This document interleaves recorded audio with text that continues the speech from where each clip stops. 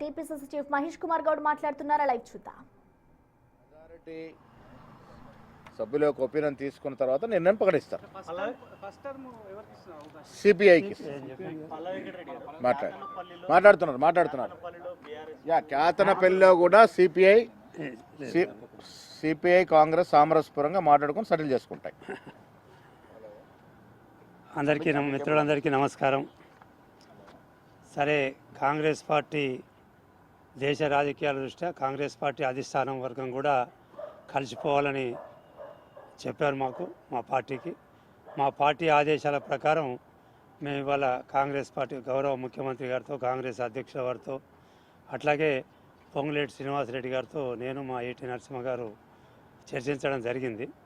సరే, అక్కడ చర్చలు సామరస్యంగా జరగకపోవడం, 2-3 సీట్ల కాడ వివాదం రావడం వల్ల స్నేహపూర్వకమైన పోటీ చేసుకోవడం అనేది జరిగింది.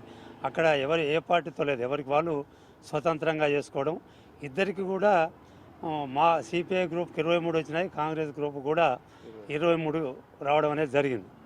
అందువల్ల మరి మొట్టమొదటిగా అగ్రిమెంట్ ఫెయిల్ కావడం, మేము ఈ పోరాటం చేసి 23 సీట్లు సాధించుకున్నాం కాబట్టి సిపిఐకి మొదటగా మేయర్ ఉండాలని రిక్వెస్ట్ చేయడం జరిగింది.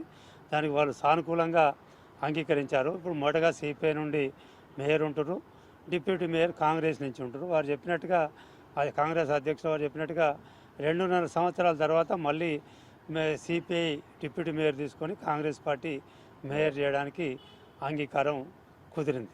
అది అందరికీ నమస్కారం. అందరూ పార్టీ నిర్ణయం ఎవరైనా అంగీకరిస్తారు కదా, దాంట్లో సందేహం.